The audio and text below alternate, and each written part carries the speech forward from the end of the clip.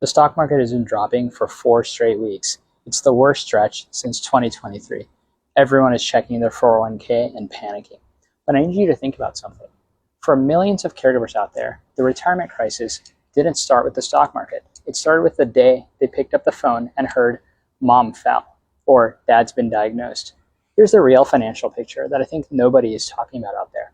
The average family caregiver spends over $7,000 a year out of pocket on caregiving expenses. And by the way, that's an average number. I've heard hundreds of thousands. 1 in 5 caregivers spends way, way more than that. Some are draining their entire lifetime savings. Some are skipping their own retirement contributions. The cruel math is 15% of women caregivers retire early. And that means fewer years of 401k contributions, fewer years of compounded growth. One study estimated that a woman who leaves the workforce for 5 years of caregiving loses over $300,000 in lifetime income and retirement savings. Think about that.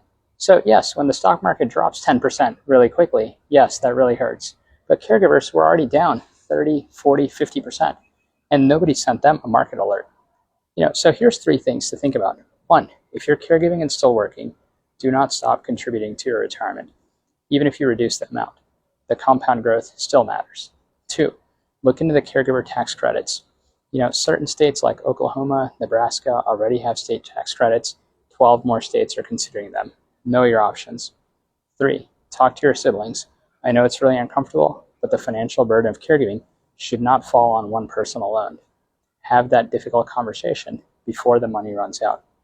Follow for more real talk about the finances of caregiving. Share this with a caregiver who's too busy to check their own 401k accounts.